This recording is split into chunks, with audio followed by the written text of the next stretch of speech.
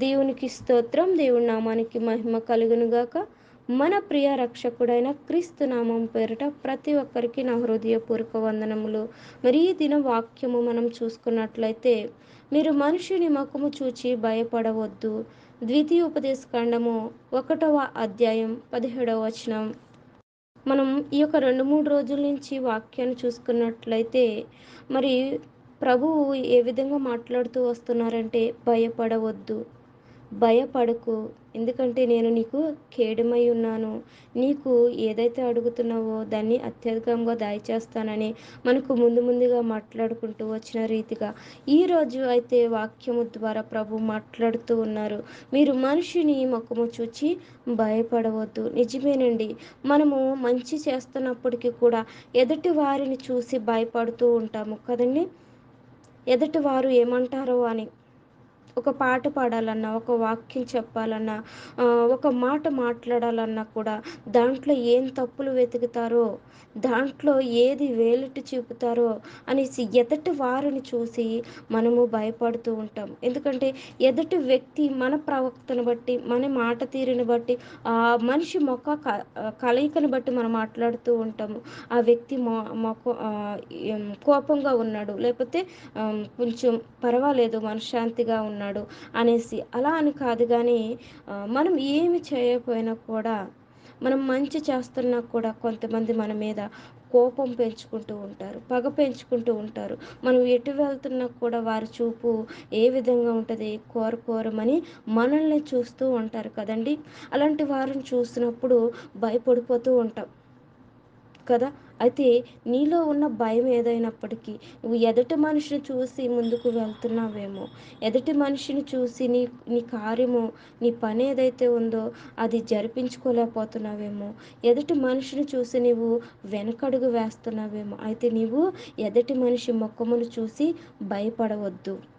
మనం ఇంకా ఈ పైన లైన్ కూడా మనం చూసినట్లయితే అసలు దేవుడు గొప్ప రీతిగా మరి మాట్లాడుతూ న్యాయపు తీర్పు దేవునిదే. కాబట్టి మీరు మనిషిని ముఖము చూచి భయపడవద్దు. తీర్పు ఎవరిదండి? దేవునిది. చూసుకున్నారు, కోప్పడితే పడ్డారు. అయితే నా పక్షాన ఎవరున్నారు?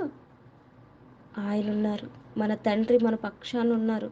న్యాయము తీర్చేవాడు ఆయన. కాబట్టి ఇక నుంచి నీవు ఏ విషయంలో అయితే ముందుకు నడవలేకపోతున్నావో, ఎవరైనా ఏమని అనుకుంటారేమో, ఆ మనుషుడు నా మీద పగ పెంచేసుకున్నాడే, నేను బయటికి వెళ్తుంటే ఇలా జరుగుతుంది, నేను లోనికి వెళ్తుంటే ఇలా మాట్లాడుకుంటున్నారే, అందుకని నేను ముందుకు నడవలేకపోతున్నానని వెనకడుగు వేస్తున్నావేమో. నీవు ఏ కార్యము చేయాలనుకున్నా కూడా మనిషిని బట్టి నువ్వు నడవాలనుకుంటున్నావేమో, మనిషిని బట్టి నువ్వు చేయాలనుకుంటున్నావేమో. కాదు, ప్రభు మాట్లాడుతూ ఉన్నారు, న్యాయము తీర్చువాడని నేను కాబట్టి నీవు మనిషిని వైపు చూడొద్దు. నీకేమి కావాలన్నా కూడా నీవు అడుగుచున్నది ఏదైనప్పటికీ కూడా అది మనము మొన్న చూసాం కదా. ఈ 2-3 రోజుల నుంచి కూడా వాగ్దానం ద్వారా ప్రభు మాట్లాడుతూ వచ్చారు. మరి భయపడుతున్నావేమో, నేను నీకు కేడమై ఉన్నాను, నీవు అడుగుచున్నది ఏదైనప్పటికీ కూడా నీకు అత్యధికముగా దయచేస్తానని కదా. మరి ఈరోజు వస్తే మీరు మనుషుని ముఖము చూచి భయపడవద్దు. ఇలాగ భయం గురించి ప్రభు మాట్లాడుతూ ఉన్నారంటే మరి ఎవరో మొత్తానికి ఆ భయం అనేది ఒక్కరిలో కాదండి, ప్రతి ఒక్కరిలో కూడా ఉంటుంది. ఒక్కొక్కరికి ఒక్కొక్క రకంగా ఉంటుందన్నమాట. ఒకరు మనిషిని చూసి భయపడతారు, ఒకరు కార్యం చేయలేక భయపడతారు, ఒకరు చదువులో ముందుకు వెళ్ళలేక భయపడతారు. ఇలాంటి భయాలు మనలో పెట్టుకుంటూ ఉండటం వల్ల ముందుకు నడవలేకపోతున్నాం. చాలా మట్టికి వీటిలన్నిటికన్నా కూడా చాలా మట్టికి ఏంటంటే ఎదుటి మనిషిని చూసి భయపడేవారే చాలామంది ఉంటారు కదండి.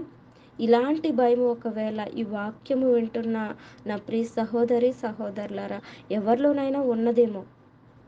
అయితే ఈ వాక్యము ద్వారా ప్రభు మాట్లాడుతూ ఉన్నారు, భయపడవద్దు, నీ పక్షాన నేనుండి న్యాయము తీర్చే దేవుడను నేనై ఉన్నాను, నీ తండ్రిగా నేనున్నాను, నీవు ముందుకు నడిచి జయకరంగా ఉండాలని ఈ వాక్యం ద్వారా ప్రభు మాట్లాడుతున్నారు. వాక్యము ఈ మాట వింటున్న నా ప్రియ సహోదరులారా, ఈ యొక్క వాక్యము మీ యొక్క జీవితాల్లో నెరవేర్చబడాలని కోరుకుంటున్నాను. వందనములు. దేవుని నామానికి మహిమ కలుగును గాక. ఆమేన్.